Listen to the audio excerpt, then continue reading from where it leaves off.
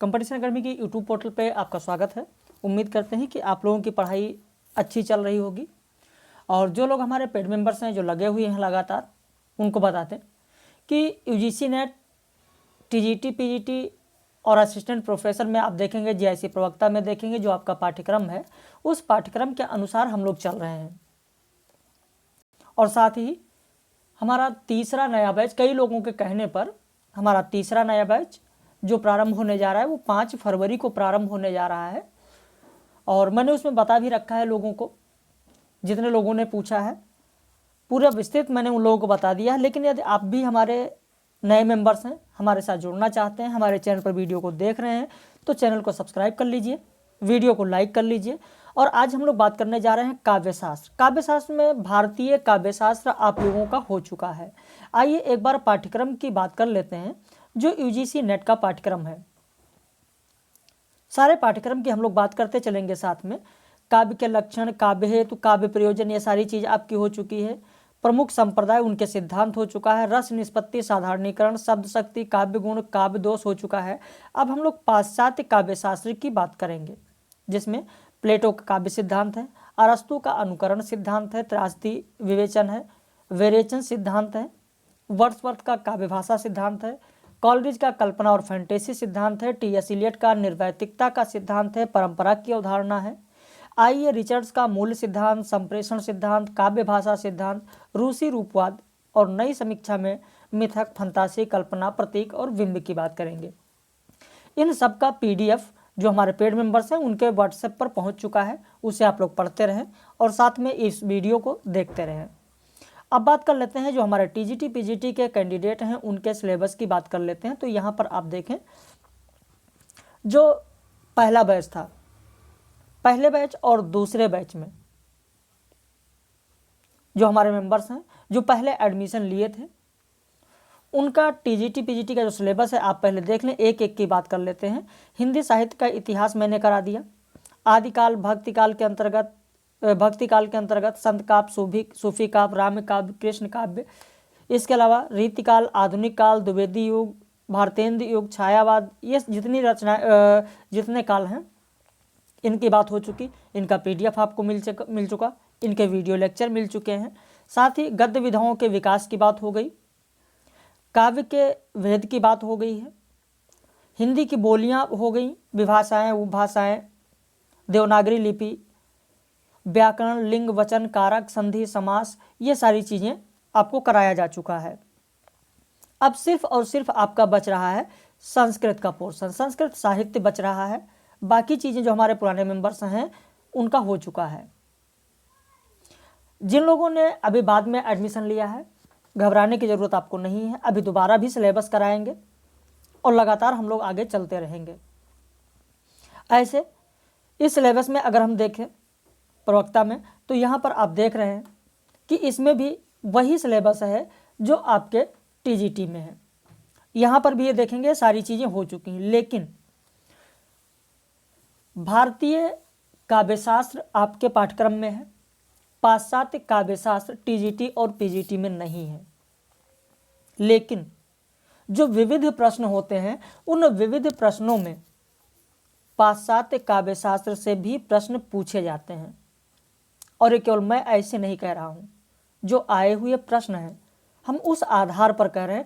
तो इसलिए यह वीडियो टीजीटी और पीजीटी वालों के लिए भी ज़रूरी है, वो देखें। और देखिए इस तरीके के प्रश्न पूछे जाते हैं। मैंने उदाहरण के रूप में कुछ प्रश्न लिया, जैसे आप देखें 2013 में पीजीटी में पूछा गया है कि सर्वोत्तम शब्द अपने सर्वोत्तम क्रम में कविता होती है, किसने कहा है?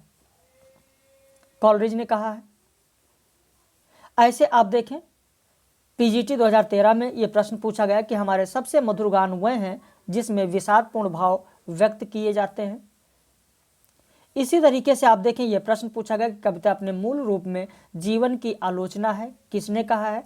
तो जो पाश्चात्य काव्यशास्त्र हैं, इन पाश्चात्य काव्यशास्त्र से भी पीजीटी में प्रश्न पूछे जाते हैं। तो आप लोग ध्यान रखें कि जो विविध प्रश्न होते हैं उनसे प्रश्न आते हैं। तो इसलिए यह वीडियो आप लोगों के लिए भी, जो हमारे टीजीटी पीजीटी के कैंडिडेट हैं, जीआईसी प्रवक्ता के कैंडिडेट हैं, उनके लिए भी महत्वपूर्ण है। तो 2 दिन लगेगा, 2 दिन में इसको हम लोग समाप्त कर देंगे। फिर इसके बाद जो यूजीसी नेट का यूनिट 4 है उसे लास्ट में कराएंगे, यूनिट 5 जो है उसे हम लोग शुरू कर देंगे 2 दिन बाद। यूनिट 5 है कविता, और जो कविता वाला पोर्शन है वो हमारे सभी कैंडिडेट के लिए महत्वपूर्ण है। तो आइए पाश्चात्य काव्यशास्त्र की बात करते हैं। अब आपके मन में सवाल उठता होगा, जब जब पाश्चात्य काव्यशास्त्र की बात होती है, ये जो पाश्चात्य काव्यशास्त्र है, पाश्चात्य काव्य चिंतन है, इसकी परंपरा का विकास 5वीं सदी ईस्वी पूर्व माना जाता है। और बहुत सारे यूनानी लेखक हुए हैं जिन्होंने आप देखेंगे कि इस पाश्चात्य काव्यशास्त्र को बढ़ावा दिया। लेकिन यूनान का महान जो दार्शनिक है प्लेटो, एक मौलिक चिंतन के रूप में विख्यात हैं और वो सुकरात के शिष्य थे, तो उन्हीं से इस परंपरा का प्रारंभ माना गया। ऐसा नहीं है कि केवल यहीं से माना गया, इससे पहले भी आप देखेंगे कि बहुत सारे मत प्रचलित थे, बहुत सारे सिद्धांत इससे पहले भी प्रचलित थे, उसकी भी बात हम लोग करेंगे। लेकिन पाश्चात्य काव्यशास्त्र जब प्रारंभ होता है, आप इन साहित्यकारों का नाम सुनते हैं तो आपके मन में यह सवाल उठता है कि प्लेटो का काव्य सिद्धांत आखिर है क्या? प्लेटो ने कविता का पूर्ण बहिष्कार क्यों किया? क्या ऐसा कारण था? प्लेटो ने काव्य के 3 गुण कौन कौन से माने हैं? प्लेटो और अरस्तु का जो अनुकरण सिद्धांत है, दोनों ने अनुकरण सिद्धांत दिया, दोनों के अनुकरण सिद्धांत में आखिर मौलिक अंतर क्या है? और जो 3 सिद्धांत है, अनुकरण सिद्धांत, त्रासदी सिद्धांत, विरेचन सिद्धांत, इन तीनों में मौलिक अंतर क्या है? अरस्तु ने किस कारण अनुकरण, त्रासदी और विरेचन सिद्धांत दिया? क्या कारण था इन तीनों सिद्धांत देने के पीछे? वहीं जब वर्ड्सवर्थ की बात आती है तो वर्ड्सवर्थ का काव्य भाषा सिद्धांत क्या है? प्लेटो और वर्ड्सवर्थ के काव्य सिद्धांत में अंतर क्या है? वर्ड्सवर्थ के भाषा संबंधी विचारों की आलोचना लोगों ने क्यों की? रिचर्ड्स और वर्ड्सवर्थ के काव्य भाषा सिद्धांत में क्या अंतर है? रिचर्ड्स का मूल्य सिद्धांत क्या है? इलियट का काव्य भाषा सिद्धांत क्या? ये बहुत सारे प्रश्न आपके सामने आते हैं। रूसी रूपवाद क्या है? नई समीक्षा क्या है? कहाँ से इसका प्रारंभ हुआ? इलियट का परंपरा सिद्धांत क्या है? बहुत सारे प्रश्न आपके जहन में, आपके दिमाग में आते हैं जो हमारे यूजीसी नेट के कैंडिडेट हैं। क्योंकि जीआरएफ निकालना फिर इतना आसान नहीं होता है जब तक कि आप संपूर्ण पाठ्यक्रम को विस्तृत से न पढ़ें, तब तक आसान नहीं होता है। नेट तो हो जाता है, बहुत सारे हमारे इसमें कैंडिडेट हैं, हमारे हैं, इसीलिए लोग जीआरएफ के लिए ज्वाइन करते हैं। नेट तो हो ही जाता है, 2 बार कोई नेट क्वालिफाई है, कोई 3 बार नेट क्वालिफाई है, जीआरएफ नहीं हो रहा है, कभी 1 नंबर से रुक रहा है, कभी 2 नंबर से रुक रहा है, तो आखिर उसका कहीं ना कहीं कारण यही है कि आप चीज़ों को विस्तृत नहीं पढ़ते हैं। और जब तक विस्तृत नहीं पढ़ेंगे तब तक जाहिर सी बात है कि ज़्यादातर प्रश्न जो होते हैं, जो हाई लेवल होते हैं, उन्हें आप हल नहीं कर पाते हैं। तो आइए शुरू करते हैं सबसे पहले प्लेटो से। प्लेटो का काव्य सिद्धांत क्या है? यूनान के दार्शनिक जो प्लेटो हैं, इनका जन्म है 427 से 347 ईसा पूर्व। इनकी 3 रचनाएं हैं, the republic, the statesman, the laws. ये रचनाएं भी पूछी जाती हैं कि कौन सी रचनाएं प्लेटो की हैं या कौन सी रचनाएं प्लेटो की नहीं हैं। प्लेटो के गुरु, पहले इनका संक्षिप्त परिचय जान लें। प्लेटो के गुरु सुकरात। प्लेटो के एक समकालीन कवि थे जिनका नाम होमर था। प्लेटो के शिष्य का नाम अरस्तु था। प्लेटो ने साहित्यिक विचार, दार्शनिक और राजनीतिक सिद्धांतों से प्रभावित थे। प्लेटो का जो विचार था, साहित्यिक विचार, दार्शनिक और राजनीतिक सिद्धांतों से प्रभावित था। प्लेटो से पूर्व थोड़ा सा यहाँ पर आपको बता दें कि जो पाश्चात्य काव्यशास्त्र है वो यूनान का है। अभी मैंने इससे पहले आपको बताया कि पाश्चात्य काव्यशास्त्र यूनान का है। यूरोप में काव्य चिंतन का आरंभ इन्हीं प्लेटो से माना जाता है। प्लेटो कला और साहित्य की कसौटी पर वह आनंद और सौंदर्य को न मानकर उपयोगितावाद को मानते हैं।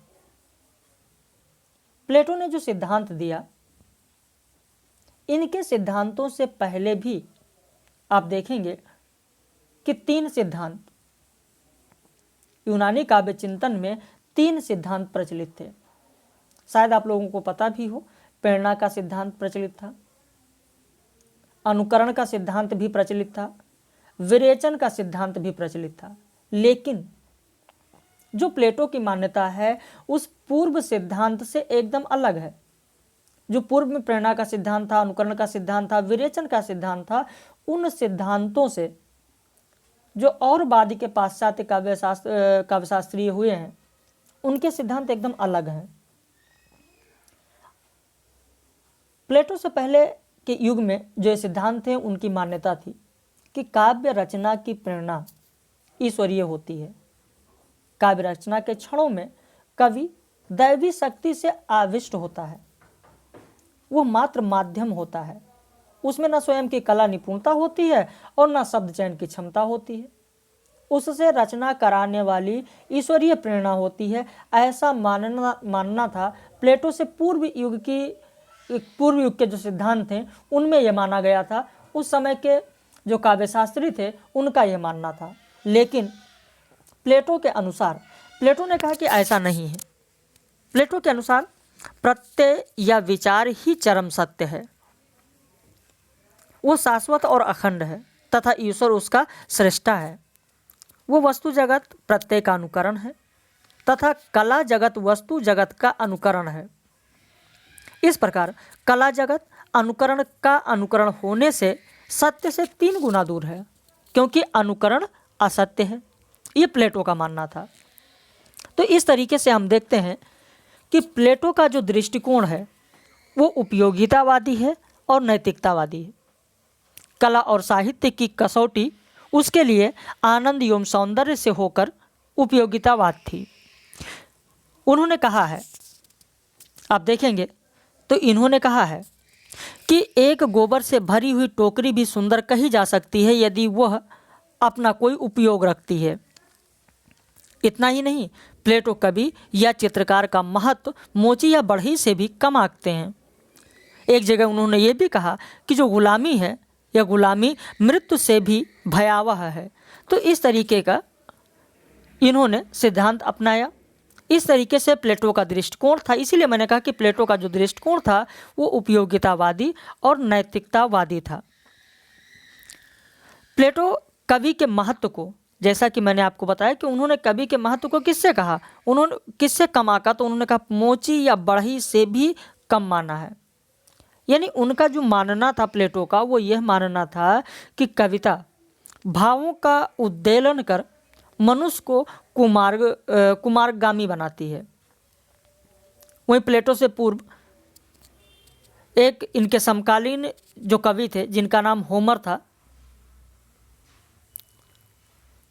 प्लेटो से पूर्व होमर ने एक रचना की थी जिसका नाम था हिम टू अपोलो, और दूसरी रचना थी अरिस्टोफानेस, इसकी रचना की। इसमें कला को उन्होंने अनुकरण मूलक बताया।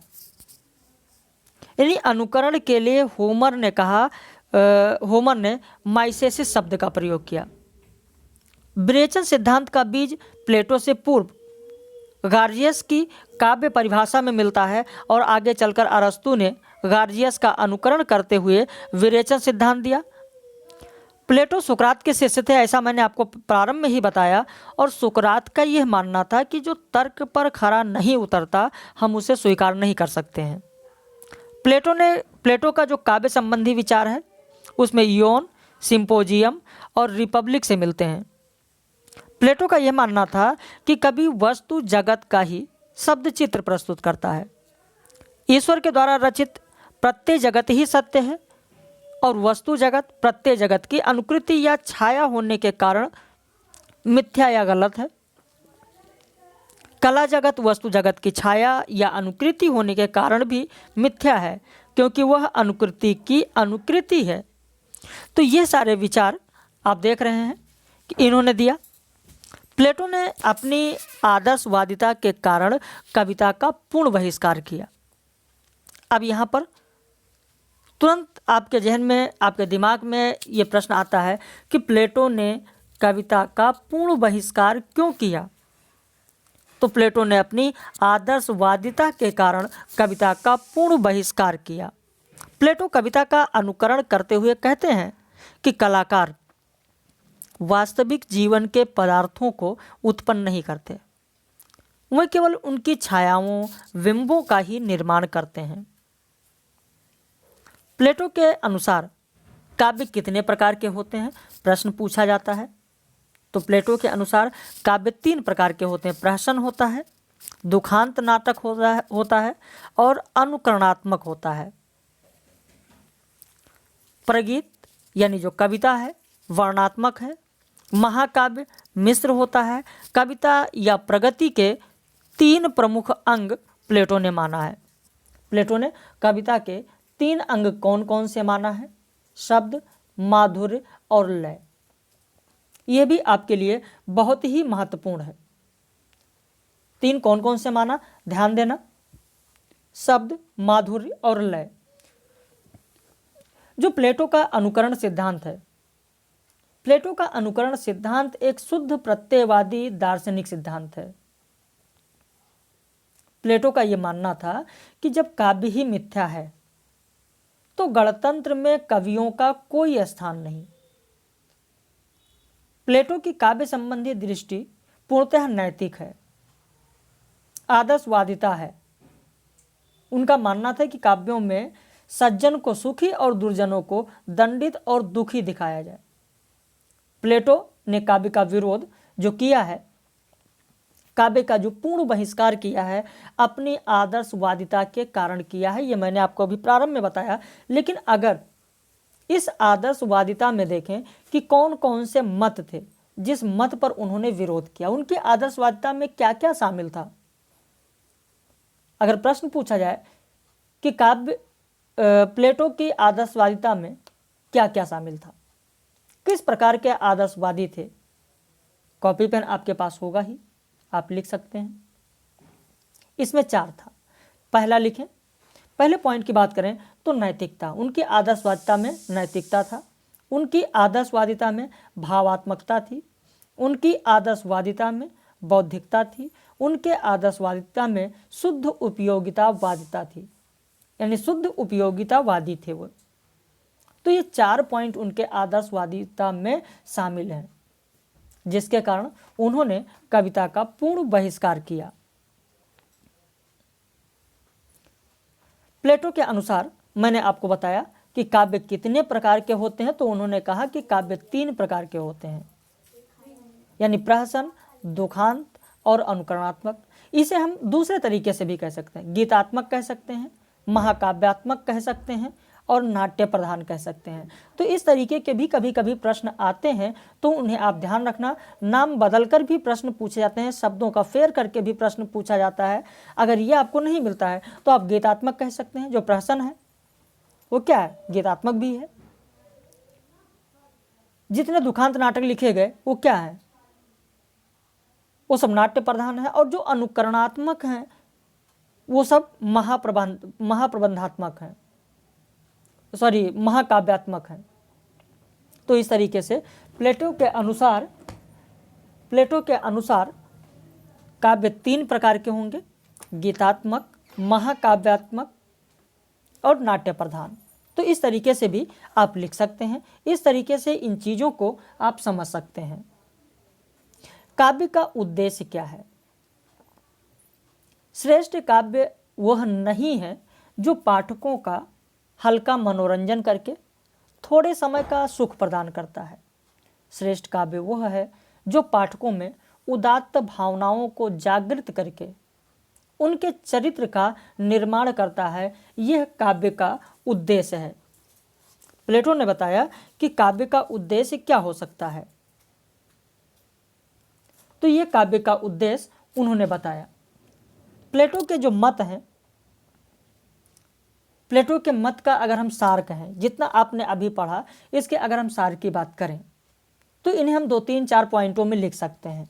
जैसे अगर आपके पास कॉपी पेन है तो आप लिख सकते हैं। मैं समझाते हुए चल रहा हूं कि जितना अभी तक आपने पढ़ा, उनके जो विचार आपने देखे प्लेटो के, उनके अगर हम सार को लिखें तो कुछ इस तरीके से लिख सकते हैं। पॉइंट वाइज अगर लिखना चाहें तो पहला पॉइंट आप लिखें कि उन्होंने कहा कविता जगत की अनुकृति है, जगत स्वयं अनुकृति है, अतः कविता सत्य से दोगुनी दूर है। पहला पॉइंट समझ रहे हैं मेरी बातों को? एक बार फिर से सुने, कविता जगत की अनुकृति है, जगत स्वयं अनुकृति है, अतः कविता सत्य से दोगुनी दूर है। पहली चीज। दूसरे पॉइंट की बात करते हैं। कविता भावों का उद्वेलन कर व्यक्ति को कुमार्गगामी बनाती है। ये प्लेटो के मत का हम सार आपको बता रहे हैं कि पॉइंटों में अगर आप लिखना चाहें तो इस तरीके से आप पॉइंटों में लिख सकते हैं। तीसरा पॉइंट लिख सकते हैं, कविता अनुपयोगी है, कविता का महत्व एक मोची से कम है। जो अभी मैंने आपको बताया कि कविता का महत्व एक मोची से भी कम उन्होंने आंका है। लिख लिया आपने? अब इसके बाद चौथे पॉइंट की ओर आपको लेकर चलते हैं। काव्य की कसौटी सदाचार और उपयोगिता है। काव्य की कसौटी सदाचार और उपयोगिता है। प्लेटो के अनुसार काव्य के प्रयोजन कितने प्रकार के होंगे? अभी आपने देखा, इससे पहले मैंने आपको बताया कि काव्य तीन प्रकार के होते हैं, लेकिन काव्य प्रयोजन की अगर बात करें तो उनके अनुसार काव्य प्रयोजन भी 3 होंगे। पहला होगा कि जिसमें सत्य का उद्घाटन हो। काव्य प्रयोजन में पहला प्रयोजन होगा सत्य का उद्घाटन, दूसरा होगा मानव कल्याण और तीसरा होगा राष्ट्रोत्थान। ये तीनों चीजें होनी चाहिए। ये तीनों चीजें होनी चाहिए। ये हम संक्षेप में कह सकते हैं कि जो प्लेटो का मत है उसका यह सार है। चीजें स्पष्ट हो गई होंगी। अब आइए आगे बढ़ते हैं। एक जर्मन शिक्षाविद थे जिनका नाम था कंपे। कंपे का भी नाम सुना होगा आपने, शायद एक बार प्रश्न भी आया था। उन्होंने कहा था कि काव्य रचना की जगह ऊन कातना अधिक उपयोगी है। उन्होंने काव्य रचना को ही नहीं माना। उन्होंने कहा काव्य रचना की जगह ऊन कातना अधिक उपयोगी, यानी उससे भी नीचे दिखाया गया काव्य रचना को। अब इसके बाद हम लोग बात कर लेते हैं मकदूनिया के रहने वाले अरस्तु की। इनका शिष्य सिकंदर था, इनके गुरु प्लेटो थे और इनका मूल नाम, अरस्तु का मूल नाम, यूनानी नाम अरिस्टोतिलेस था। तो ये भी कभी कभी प्रश्न पूछ लिया जाता है अरस्तु के बारे में, मूल नाम के बारे में।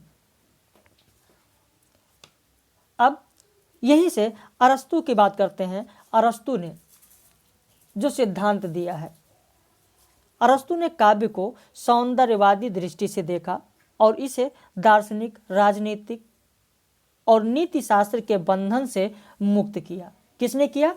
तो अरस्तु ने किया। उन्होंने कहा कि कला प्रकृति की अनुकृति है। यह प्रश्न खूब पूछा जाता है, यह कथन खूब पूछे जाते हैं कि कला प्रकृति की अनुकृति है। किसका कथन है? तो यह अरस्तु का कथन है। प्रकृति के अनेक दोष और अभाव की अनुकृति भी प्रक्रिया से कला द्वारा पूरे किए जाते हैं। अरस्तु ने कहा कि कवि वस्तुओं को व्यवस्थित रूप से वर्णित नहीं करता, अपितु उनके तर्कपूर्ण संभाव्य रूप में वर्णित करता है। इस प्रकार मानव जीवन के अस्थायी तत्व की अभिव्यक्ति के लिए वस्तु के सत्य का बलिदान भी कर सकता है और उसमें परिवर्तन भी कर सकता है। वह मानव के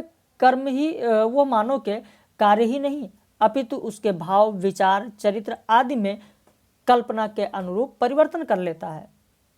काव्य में जिस मानव का चित्रण होता है वह सामान्य से अच्छा भी हो सकता है और बुरा भी या यथार्थ भी। यह मानना किसका है? तो यह अरस्तु का मानना है। अरस्तु ने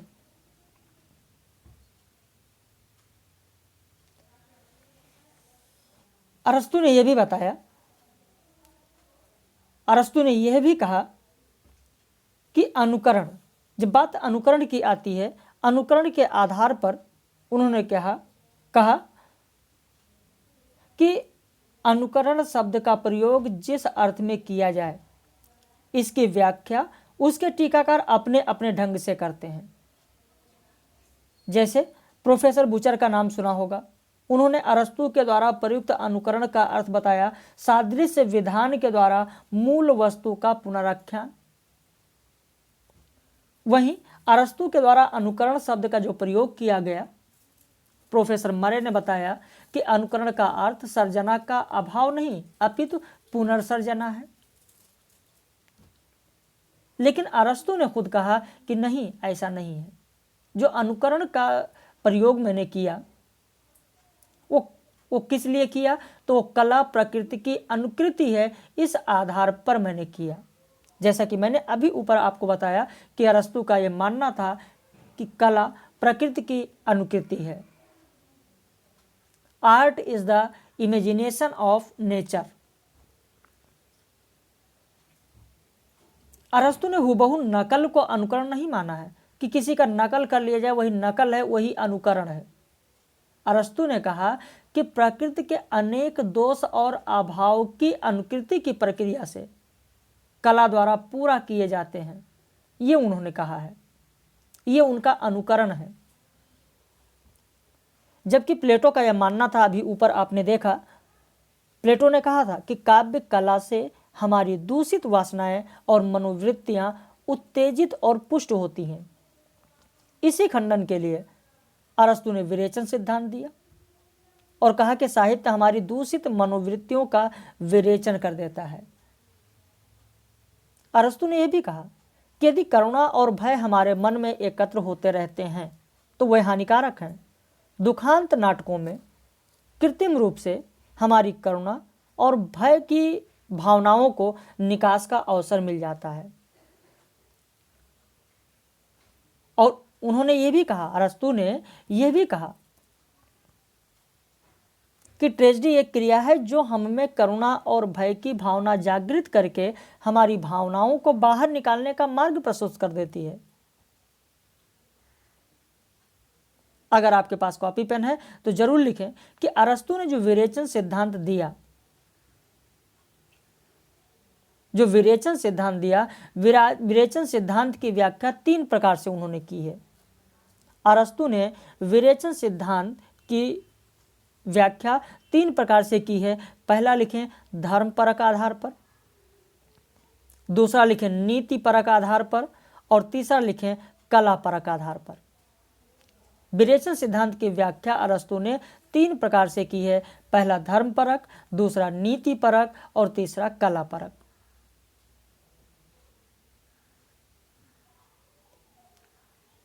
लिख लिया आपने? तीनों आपने लिख लिया? चलिए आगे बढ़ते हैं। अरस्तु ने किसी वस्तु को समझने के लिए एक घड़ा का उदाहरण दिया। उन्होंने कहा कि प्रयोजन क्या है। अगर प्रयोजन की बात करें तो प्रयोजन क्या है?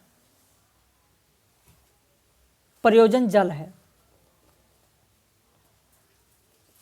उन्होंने कहा कि 4 बातों पर आपको ध्यान देना है। प्रयोजन हमारा जल है और उस प्रयोजन का उपादानकरण क्या है? तो उसका मिट्टी है। और इस मिट्टी से क्या बनेगा?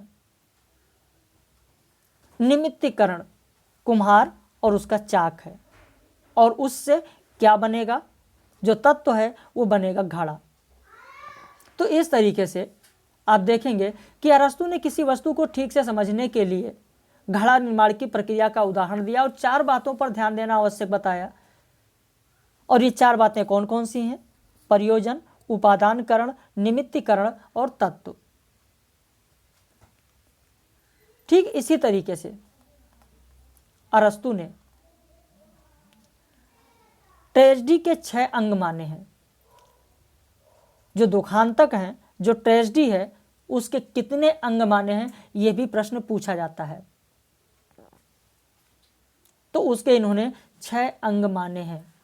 6 अंग कौन कौन से हैं? आप उनकी बात करें। सबसे पहले होगा कथानक, फिर होगा चरित्र, उसके बाद विचार, उसके बाद पद योजना, फिर गीत और अंत में दृश्य। तो इस तरीके से अरस्तु ने ट्रेजेडी के 6 अंग माने हैं।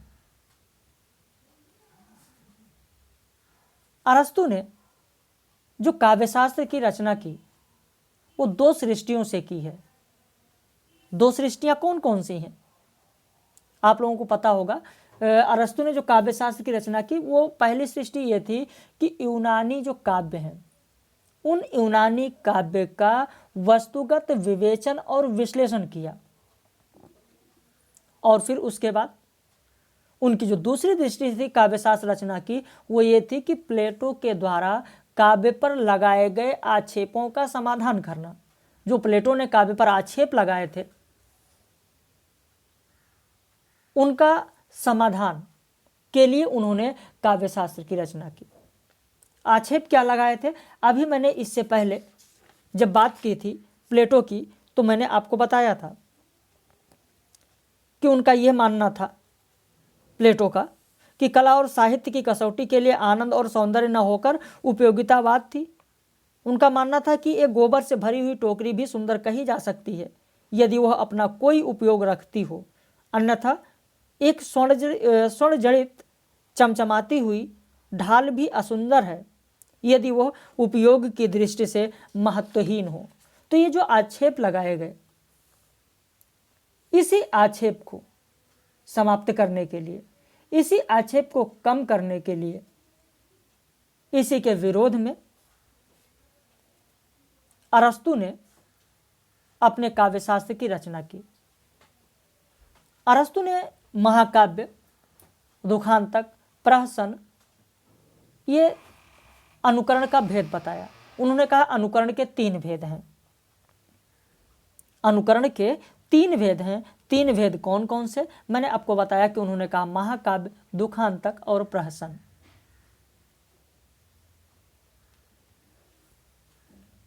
अरस्तु काव्य के लिए छंद को अनिवार्य नहीं मानते हैं, और साथ ही उन्होंने जो 3 काव्यों के भेद बताए, महाकाव्य, दुखांतक और प्रहसन, इसमें भी 3 भेद माना, माध्यम, विषय और पद्धति। अब इसके बाद आगे बढ़ते हैं। अरस्तु ने कहा कि काव्य व्यापार में निरत मनुष्य अनुकरण का विषय है। ये किसका मानना है? तो अरस्तु का मानना है कि काव्य व्यवहार में निरत मनुष्य अनुकरण का विषय है। प्रश्न उठता है कि अरस्तु ने जो काव्य दोष की बात की है वो काव्य दोष को कितने आधार पर माना है, कितने आधार उसमें माना है? तो 5 आधार।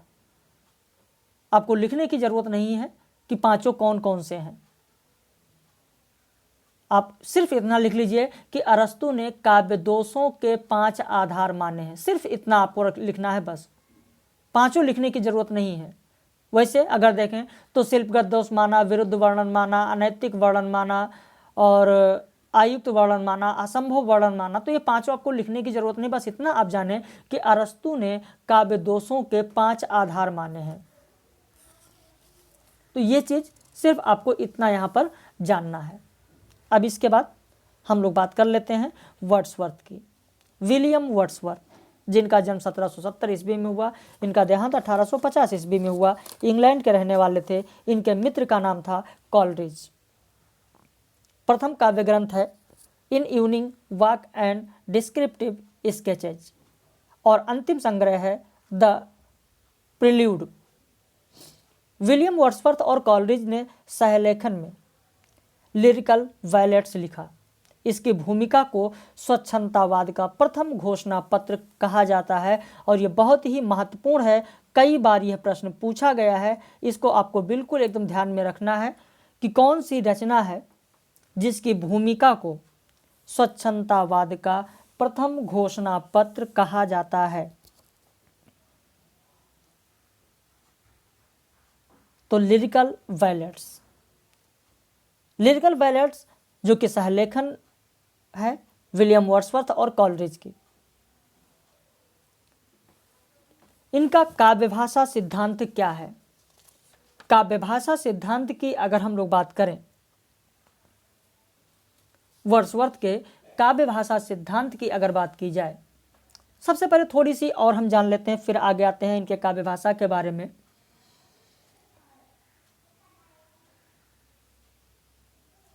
जिस तरीके से हमारे भारतीय शास्त्रों में, भारतीय साहित्य में आधुनिक काल के जो छायावादी कवि रहे हैं सुमित्रानंदन पंत।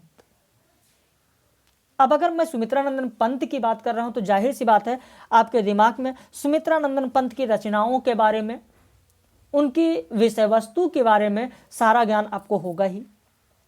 तो जिस तरीके से आधुनिक काल में छायावादी कवि सुमित्रानंदन पंत रहे हैं, उन्हीं के भांति अगर हम बात करें तो यहाँ पर विलियम वर्ड्सवर्थ की का काव्य भाषा सिद्धांत है।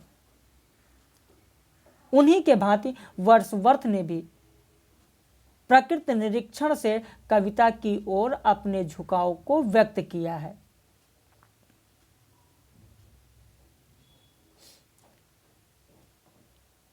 इनका काव्य भाषा जो सिद्धांत है वर्ड्सवर्थ का, वो किस प्रकार है, क्या है, इसमें क्या क्या चीजें हैं, उसकी बात करते हैं। सबसे पहले देखते हैं कि इनके काव्य भाषा सिद्धांत में देखते हैं कि वर्ड्सवर्थ ने परंपरागत काव्य भाषा और काव्य शैली का तीव्र विरोध किया। उनका मानना था कि काव्य में ग्रामीणों की दैनिक भाषा का प्रयोग होना चाहिए। किसका मानना था? तो वर्ड्सवर्थ का मानना था। वर्ड्सवर्थ का यह भी मानना था कि कृत्रिमता के आधार पर सरलता को शैलीगत सौंदर्य माना गया।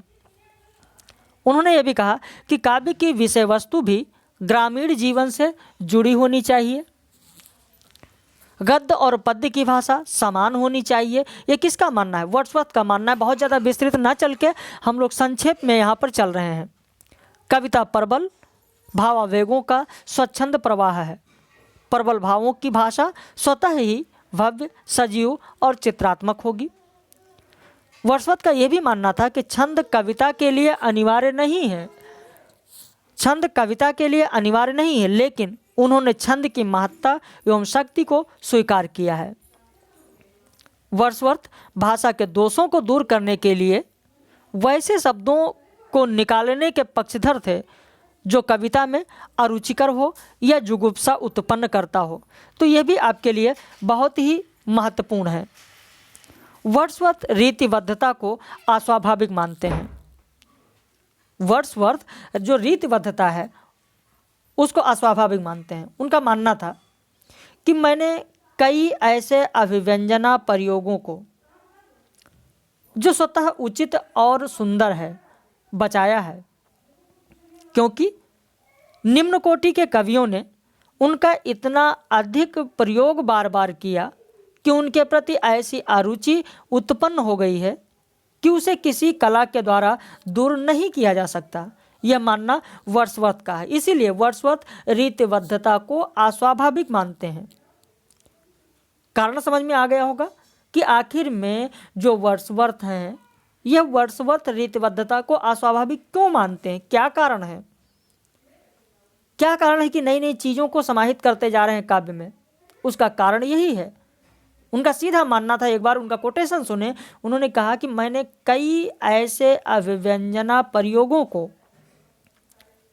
जो स्वतः उचित और सुंदर हैं बचाया है, क्योंकि जो निम्न कोटि के कवियों हैं, निम्न कोटि के कवियों ने इनका इतना अधिक प्रयोग बार बार किया है कि उनके प्रति ऐसी अरुचि उत्पन्न हो गई है कि उसे किसी कला के द्वारा दूर नहीं किया जा सकता।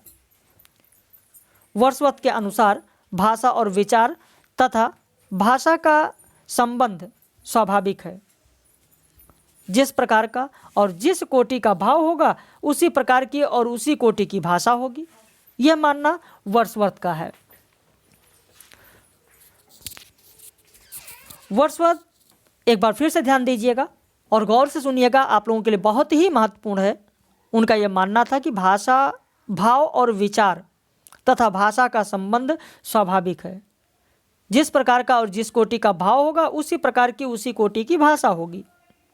तो वर्ड्सवर्थ ने काव्य भाषा के विवेचन में कहा कि कल्पना और भाव की कृतियों की एक और केवल एक भाषा होनी चाहिए, चाहे वह कृतियां गद्य में हो या पद्य में हो। छंद इस प्रकार की कृतियों के लिए ऊपरी या आकस्मिक तत्व होते हैं। वर्ड्सवर्थ गद्य और पद्य की भाषा में अंतर नहीं मानते हैं। ये मैंने अभी आपको बताया कि उसमें अंतर नहीं मानते। उन्होंने कहा गद्य और पद्य की भाषा समान होनी चाहिए, उसमें अंतर नहीं होना चाहिए। देखिए, अभी मैंने ये पॉइंट आपको बताया कि वर्ड्सवर्थ के अनुसार गद्य और पद्य की भाषा समान होनी चाहिए, वह गद्य और पद्य की भाषा में अंतर नहीं मानते हैं। डॉक्टर कृष्णदेव शर्मा ने कहा है कि वर्ड्सवर्थ ने प्रचलित शैली और रूढ़ भाषा को अनुपयोगी मानकर उसका विकास व्यक्तिवाद और भावात्मकता के आधार पर किया है।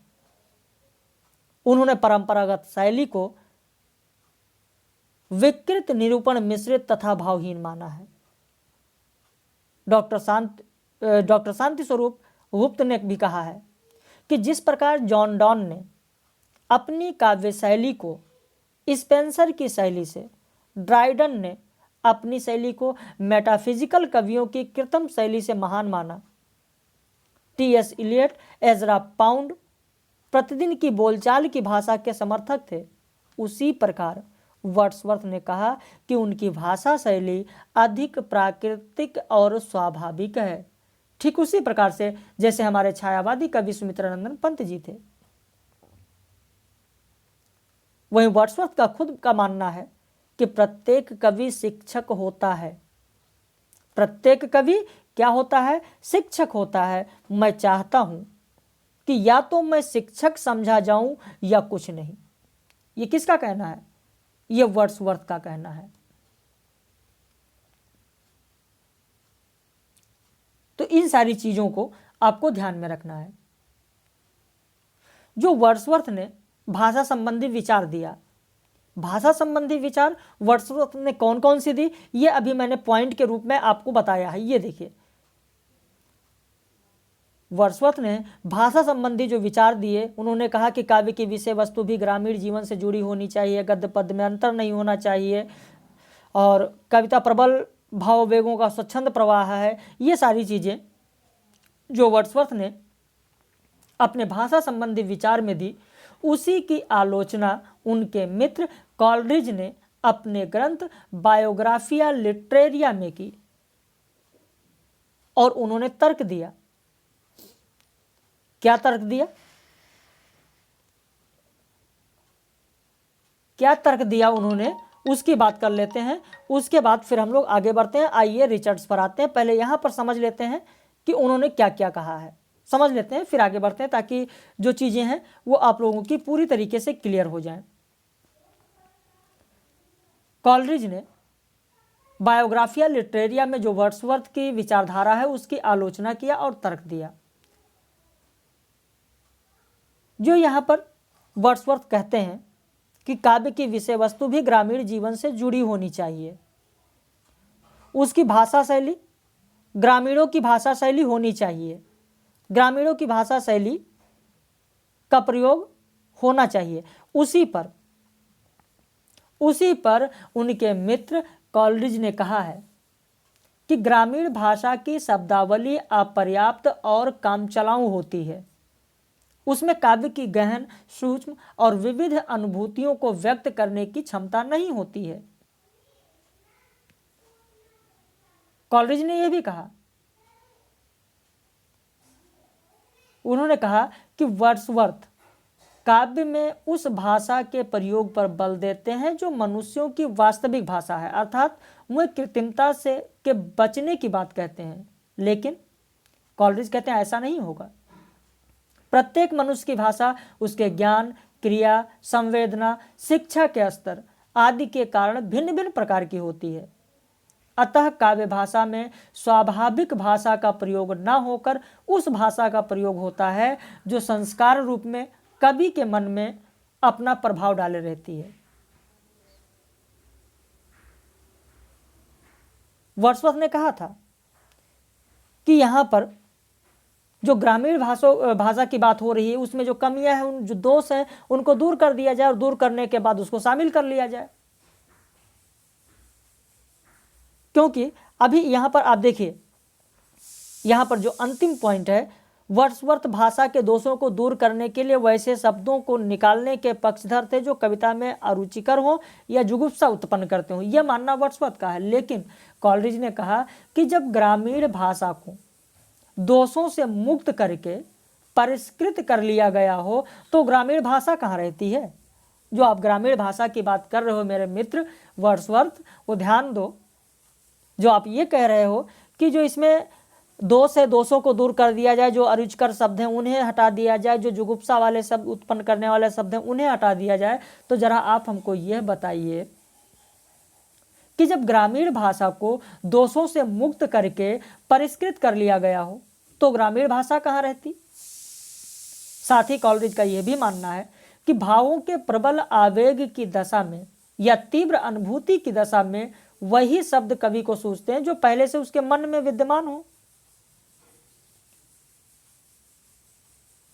और यहाँ पर जो गद्य और पद्य की भाषा में अंतर नहीं होना चाहिए, जो यह मानना वर्ड्सवर्थ का है, उस पर कॉलरिज ने कहा कि गद्य पद्य की भाषा की एक रूपता का भी इन्होंने विरोध किया। कहा कि कोई शब्द या शब्द क्रम केवल गद्य के लिए होता है तो कोई पद्य के लिए होता है, इसलिए गद्य और पद्य की भाषा में अभेद स्वीकार्य नहीं है।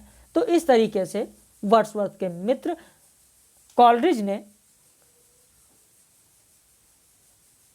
अपनी रचना बायोग्राफिया लिटरेरिया में वर्ड्सवर्थ की जो काव्य भाषा सिद्धांत है उसकी आलोचना की।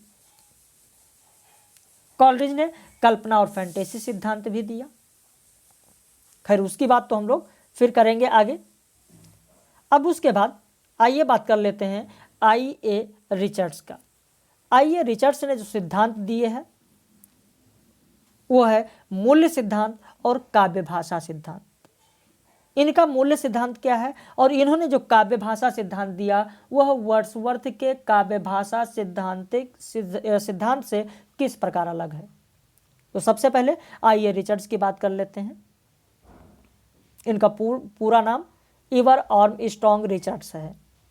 अर्थशास्त्र और मनोविज्ञान के अच्छे जानकार हैं। इनका जन्म 1893 ईस्वी में हुआ, देहांत 1979 ईस्वी में हुआ। व्यापक और व्यवस्थित सौंदर्य शास्त्र के निर्माण का श्रेय आई.ए. रिचर्ड्स को दिया जाता है। इनकी जो रचनाएं हैं वो कौन कौन सी हैं यहाँ पर मैंने मेंशन कर दिया है। ये PDF आपके पास पहुँच जाएगा, इसको आप लोग पढ़ लीजिएगा। काव्य भाषा सिद्धांत की बात करें तो यहाँ पर इन्होंने जो काव्य भाषा सिद्धांत दिया उसमें इन्होंने कहा कि काव्यानुभूति का संप्रेषण भाषा के माध्यम से होता है, इसलिए काव्य भाषा ऐसी होनी चाहिए जो संप्रेषण कर सके। संप्रेषण के लिए कवि को बहुत सजग रहने की आवश्यकता नहीं है, क्योंकि सजग रहने से काव्य में कृत्रिमता आ जाती है। यह मानना आई.ए. रिचर्ड्स का, जबकि वर्ड्सवर्थ का मानना था। अभी इससे पहले वर्ड्सवर्थ की के काव्य भाषा की बात हम लोगों ने की, उनका यह मानना था कि ग्रामीण भाषा की शब्दावली अपर्याप्त और काम चलाऊ है। उसकी बात की गई कॉलरिज के द्वारा। वर्ड्सवर्थ ने ग्रामीण भाषा का सपोर्ट किया, कहा उसमें जो दोष हैं, जो कमियां हैं उन्हें दूर करके और रखा जा सकता है। लेकिन आई.ए. रिचर्ड्स ने सीधे कहा कि काव्यानुभूति संप्रेषण का माध्यम होता है, इसलिए काव्य भाषा ऐसी होनी चाहिए जो संप्रेषण कर सके, और संप्रेषण के लिए कवि को बहुत सजग रहने की आवश्यकता भी नहीं है। यानी कहने का तात्पर्य यहाँ पर यह है कि ग्रामीण भाषा को भी इसमें कुछ शब्दों को शामिल किया जा सकता है। संप्रेषण में पूर्णता तभी आती है जब कवि और पाठक में अनुभूतियों के माध्यम से एक रूपता हो। ऐसा नहीं है कि पूरा साहित्यिक भाषा लिख दिया गया, जो ग्रामीण क्षेत्र के हैं वो उसको समझ ही नहीं पा रहे हैं, शब्दों का अर्थ ही नहीं समझ में आ रहा है, फिर कोई मतलब नहीं होगा। क्योंकि काव्य जो होता है, यह काव्य एक संप्रेषण का माध्यम है। तो जब संप्रेषण होगा ही नहीं, शब्दावलियां ही नहीं समझ में आएंगी, तो फिर संप्रेषण कैसे होगा, माध्यम कैसे बन पाएगा संप्रेषण का। तो इसलिए इन्होंने कहा आई.ए. रिचर्ड्स ने कि संप्रेषण में पूर्णता तभी आती है जब कवि और पाठक में अनुभूतियों के माध्यम से एक रूपता हो। संप्रेषण के लिए कवि को पाठक की संवेदन शक्ति और ग्रहणशीलता, विषय की रमणीयता और ज्ञान को ध्यान रखना होगा। इन्होंने कहा भाषा दो प्रकार की होती है, वैज्ञानिक या तथ्यात्मक तथा रागात्मक भाषा। जिस भाषा में रूपकों का प्रयोग किया जाता है वो सर्वाधिक उच्च स्तर की होती है। समालोचना की भाषा में स्पष्टता, तथ्यपरता, तार्किकता होनी चाहिए, ये मानना आई.ए. रिचर्ड्स का है। उन्होंने ये भी कहा कि कविता में लय अनिवार्य है। लय केवल ध्वनियों की व्यवस्था नहीं है, बल्कि गंभीर भाव और शब्दों का नियोजन है। शब्द और अर्थ के संबंध पर विचार करते हुए रिचर्ड्स ने 4 अर्थों का उल्लेख किया: मुख्यार्थ, भावना, वचन भंगी और उद्देश्य। अर्थ और भाव के पारस्परिक संबंध को स्पष्ट करते हुए रिचर्ड्स ने इसके 3 रूप स्वीकार किए: जहां अर्थ ही भाव का बोधक हो, पहला; दूसरा, जहां अर्थ भाव की अनुभूति का सूचक हो; तीसरा, जहां प्रसंग विशेष के कारण अर्थ विभिन्न भावों का सूचक हो। तो इस तरीके से आई.ए. रिचर्ड्स ने अपना काव्य भाषा सिद्धांत दिया। इनके काव्य भाषा सिद्धांत से ही प्रश्न अक्सर पूछे जाते हैं। गणपति चंद्रगुप्त ने कहा कि भाषा के चारों भेदों का विभाजन वैज्ञानिक और सुसंगत नहीं है। जो आई.ए. रिचर्ड्स महोदय ने भाषा के भेदों का विभेदन किया है, ये वैज्ञानिक और सुसंगत नहीं है। भाव, लहजा और अभिप्राय अर्थ के 3 भेद ना होकर एक दूसरे के अंग हैं। ये भेद नहीं है, बल्कि एक दूसरे के अंग हैं। भारतीय आचार्यों के शब्द शक्ति के भेद अभिधा, लक्षणा, व्यंजना अधिक वैज्ञानिक और तर्क संगत हैं। ये किसका मानना है? तो गणपति चंद्र गुप्त का मानना है। वहीं अब इनके मूल्य सिद्धांत की बात कर लेते हैं आई.ए. रिचर्ड्स की। मूल्य सिद्धांत, जिसे कला का मूल्यवादी सिद्धांत भी कहा जाता है, उपयोगितावादी सिद्धांत भी कहा जाता है। रिचर्ड्स ने कला और कला का जीवन से घनिष्ठ संबंध को स्वीकार करते हुए यह सिद्धांत दिया। उनका मानना है कि काव्य रचना एक मानवीय प्रक्रिया है, अतः इसका मूल्य वही होना चाहिए जो अन्य मानवीय क्रियाओं का है। मूल्यांकन संबंधी हमारी धारणाओं का संबंध मानसिक उद्योगों से है। मानसिक उद्योग 2 प्रकार के होते हैं, प्रवृत्ति मूलक और निवृत्ति मूलक। ये 2 प्रकार के होते हैं। मानसिक उद्योग जो प्रवृत्ति मूलक होते हैं, जिसमें भूख है, तृष्णा है, वासना है, ये सब प्रवृत्ति मूलक है। निवृत्ति मूलक जिसमें घृणा है, निर्वेद है, तृष्णा है, ये सब निवृत्ति मूलक है। तो जो हमारे प्रवृत्ति मूलक उद्योग हैं, इनको संतुष्ट करता है, वो हमारे उद्योगों को संतुष्ट करता है, वो हमारे लिए मूल्यवान है। साहित्य का मूल हमारे उद्योगों में संगति और संतुलन स्थापित करने में निहित है। रिचर्ड्स मूल्यवादी समीक्षक हैं और कला के लिए सिद्धांत के विरोधी हैं। यह प्रश्न पूछा जाता है कि कला के लिए सिद्धांत के विरोधी कौन हैं? तो आई.ए. रिचर्ड्स हैं। इनका मानना है कि नैतिकता सिर्फ दुनियादारी है और आचार संहिता इष्ट सिद्धि की सामान्यतम व्यवस्था की अभिव्यक्ति है। इसलिए रिचर्ड्स आवेगों की शांति द्वारा संतुलित विश्रांति को काव्य का प्रयोजन मानते हैं। आनंद को प्रयोजन में कोई स्थान नहीं देते हैं। इन्हीं आवेगों के आधार पर काव्य 2 प्रकार के होते हैं, अपवर्जी काव्य और अंतर्वेशी काव्य। कविता का मूल्य पाठक के मन को प्रभावित करने की क्षमता पर निर्भर करता है, यह मानना आई.ए. रिचर्ड्स का है। तो आई.ए. रिचर्ड्स की बात हम लोगों ने यहाँ पर कर ली। आई.ए. रिचर्ड्स के जो दो सिद्धांत हैं, एक काव्य भाषा सिद्धांत और दूसरा मूल्य सिद्धांत, दोनों की बात यहाँ पर हम लोगों ने कर ली है। अब इसके बाद टी.एस. इलियट की बात करेंगे अगले लेक्चर में। टी.एस. इलियट के जो सिद्धांत हैं, काव्य सिद्धांत, उसकी बात करेंगे।